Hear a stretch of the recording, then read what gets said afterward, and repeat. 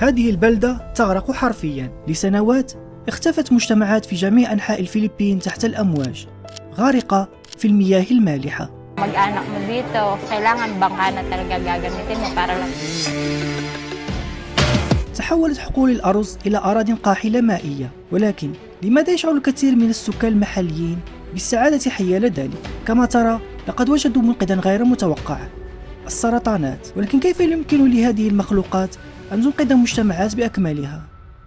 ولماذا تزدهر بهذه القوة في هذه المياه؟ سأبدأ رحلتي من ماسانتول بامبانكا. أنا الآن في ريف بامبانكا، حيث يتم حصاد وبيع الملايين من الدولارات من السرطانات في الأسبوع. هذه المنطقة تعد واحدة من أكبر المصدرين السرطانات في الفلبين.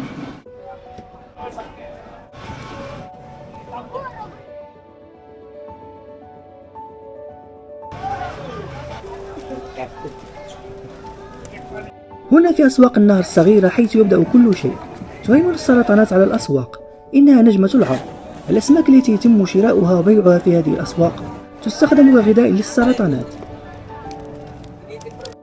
بدلا من الطرق، يسير المزارعون المحليون عبر النهر على زوارق طويلة بمحركات، ويتناقلون برشاقة في القنوات الضيقة التي تعمل كشريان حياة لهذه المجتمعات. تربط هذه القنوات المزارع بالسوق، تصل قوارب طويلة محملة بالسرطانات، بما في ذلك الطرود التي اشترتها الفنادق والمشترون الذي يبيعونها في مانيلا أو في أماكن أخرى في البلاد. يتم فحص السرطانات بعناية واحدة تلو الأخرى وبيعها لتجار الجملة.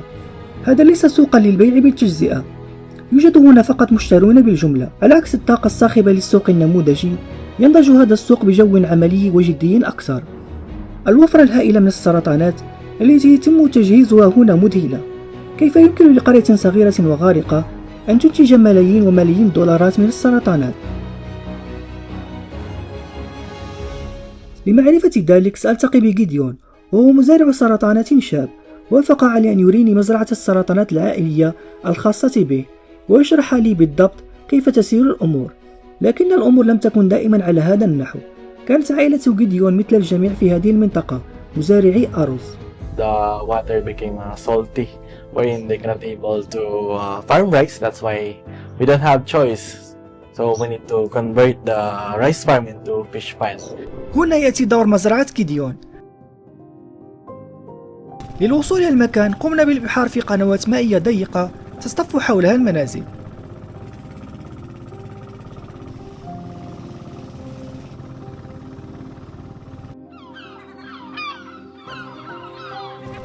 وأخيرا وصلنا إلى مزرعة جيديون، وهي بركة مستطيلة كبيرة وسط عدد كبير من البرك المتشابهة.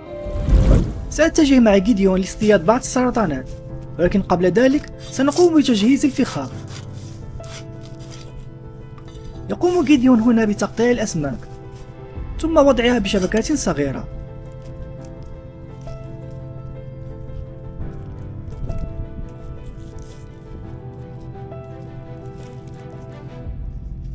بعد ذلك يقوم بتعليقها بهذه المصائد.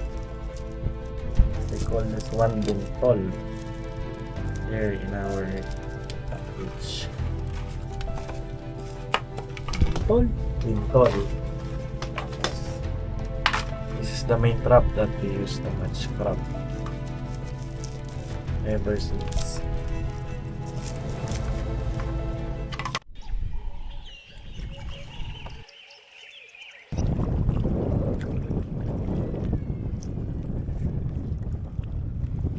So that's your door.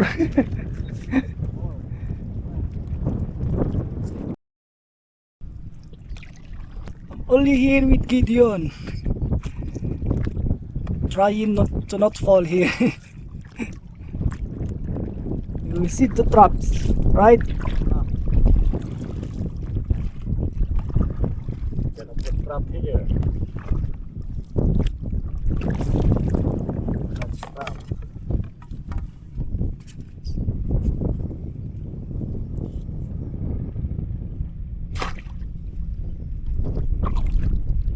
Is it deep here? Is it deep? Yes. I did.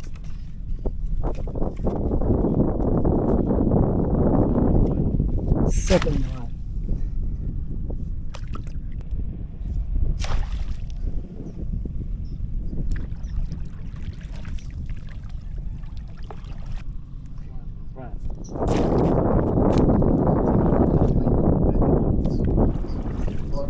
We will wait for 30 minutes.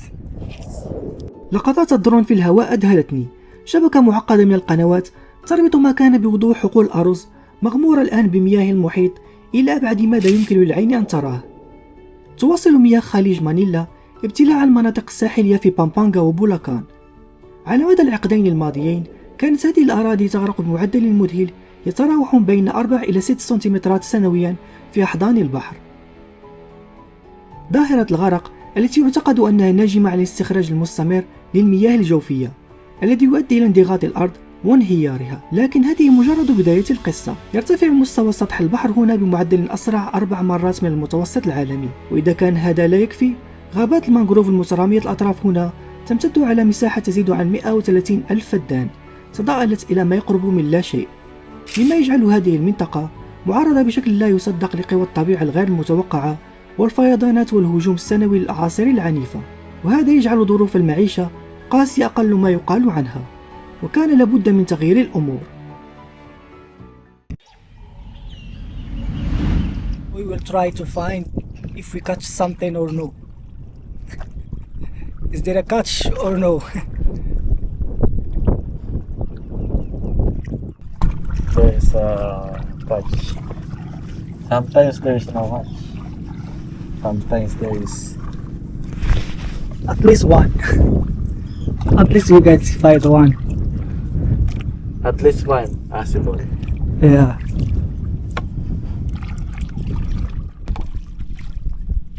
Now he will check. Empty.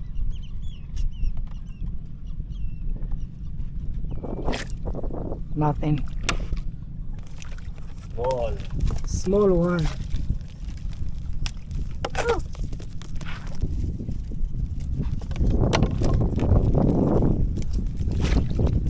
He will not bite.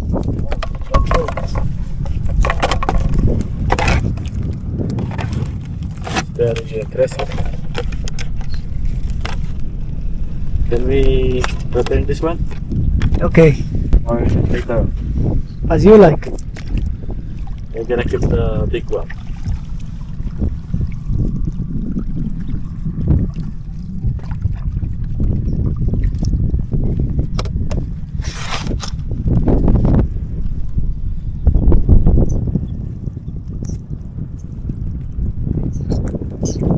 That's one.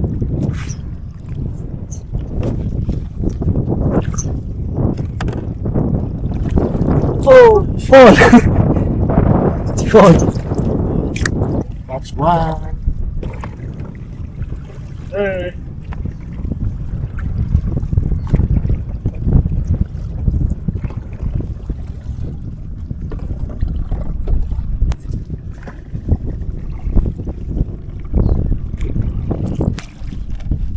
That boat is difficult. It's too long. You need to balance. The balance is like a motorcycle as well. It will not bite you as long as you do not move. But you will bite you definitely. So Gideon, how you will check those crabs? This is the process on how to get the crab using our hands. Only your hands? Yeah, only this one.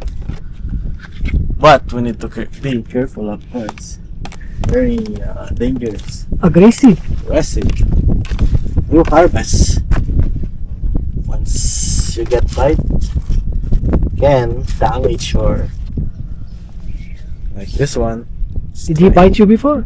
Yeah, times? many times. How many times already? This one. Show you how strong they are. Bite. That's very aggressive. And then if you want to check if the crab is fatty or it's good to harvest, you need to press it here. If it's hard, meaning to say the crab is good to harvest. At the same time, you need to check as well here. And if the crab is heavy, meaning to say the crab is ready to harvest and fatty. So you can know if the crab ready is only by Yeah. this one if it's hard or no. Yeah, you need to press here on yes, over there. Also, you can check the weight of the crab. This one, we call this one pulaan here in the Philippines. Pulaan. Because of the color itself, it's color red, as you can see. The claw of the crab is color red, and the skin as well, right? Yes. This one approximately 200 grams only. But sometimes we can catch 1 to 2 kilos crabs here. Those kind of crabs are old crab. This one is a new one, wherein it's gonna be approximately 2 to 3 months. 2 to 3 months. Yeah, the old of this crab. Okay. We need to Throw it back. return. Yeah, Since it's small, yeah. It's we will not return fully it back. harvested. Okay. To return. Bye bye, Mr. Crab. That's it.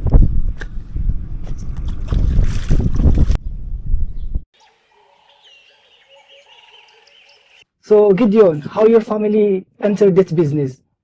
Thank you so much for asking, sir. By the way, before our farm, this fish farm is rice farmers. We are rice farmers here before. My father is rice farmers as well, and then they converted the rice farm into fish pan because the water became salty, wherein they cannot able to farm rice. That's why we don't have choice. So we need to convert the rice farm into fish pan. So they started around 1980, if I'm not mistaken, 1980 or 1990. Around approximately, that's gonna be the time that my father started their business here in the Philippines, especially or specifically here in Pampanga. So when you grow up, did you have been noticing that there is rice field here in that area or no? Basically, when I was young, I was able to see this kind of business, meaning to say, during that time, our business is already fish pan. So So you grew up in this yeah, business. I grew up in this kind of business, wherein until now we can able to earn money using this kind of business, and also this is our main source of income here in our area, which is Santol, Pampanga. So what is the process for making that kind of business? Are you putting fingerlings or what? So basically, we put fingerlings here. We put crabs here approximately 5 to 10,000 pieces. And then after that, we need to wait for 3 to 4 months before we can able to harvest the crabs that we put here in the fund using a different kind of traps and using a different kind of process on how we harvest crabs. And aside from that, we also put shrimp here in the pond. And also the same thing, 3 to 4 months before we can able to harvest and then sell them in the market or either in the export in other country. So are you also putting like a fish here? Yeah, we also put milkfish here. We call here in the Philippines bangus. Yeah, bangus. What about that tilapia? Yeah, sometimes we also put tilapia here, but most of the time it's gonna be crab, shrimp, and also bangus. Because tilapia is only good production in not salty water. Because the water here is salty. Okay. Yeah, And also you're using that tilapia for feeding the crabs? yeah, that's the what we call singaw, meaning to say they are automatically living in the fan. We don't put the fingerlings like that. That's why we're gonna feed the crab instead. That's gonna be the process. See. There's a lot of process in that kind of business. Yeah, there's a lot of process in this kind of business. So every time you need to check, how can you know that they are still alive or no, like that? Basically, we use our hands, so we have a testing. We have a trap. We need to test here if they still have a lot of crabs or shrimp here in the pan. but most of the time we use our hands. بسبب الارتفاع المستمر في منسوب مياه البحر على طول خليج مانيلا، يشهد الاقتصاد المحلي تحولا ملحوظا. تحولت حقول الأرز الخصبة إلى مزارع مزدهرة لتربية السرطانات، مما أدى إلى نمو صناعة تقدر قيمتها بملايين الدولارات. لقد تبنت المجتمعات المحلية بحماس تربية السرطانات الطينية، مما أحدث تغييرا جذريا في سبل عيشهم. تشهد عائلات مثل عائلة جيديون ازدهارا غير مسبوق، حيث أصبحت القيمة السوقية العالية للسرطانات خاصة في ظل الظروف الاقتصادية الحالية تتجاوز عائدات زراعة الأرز التقليدية. وقد أدت وفرة هذه القشريات الثمينة إلى ظهور صناعة حيوية جعلت منها عنصرا أساسيا في المطاعم الراقية ومطاعم الوجبات السريعة على حد سواء. ما يعتبر سلعة فاخرة في أماكن أخرى أصبح هنا وجبة يومية، مما يدل على قدرة المنطقة على التكيف. هذا التحول ليس مجرد استغلال للفرص، بل هو استجابة ضرورية لزحف البحر الذي يستمر في تلاعب الأراضي الزراعية. ومع ذلك تظهر مرونة الشعب الفلبيني بوضوح. إنهم يبرهنون باستمرار على قدرة استثنائية على الابتكار والازدهار وتحويل التحديات البيئية إلى فرص.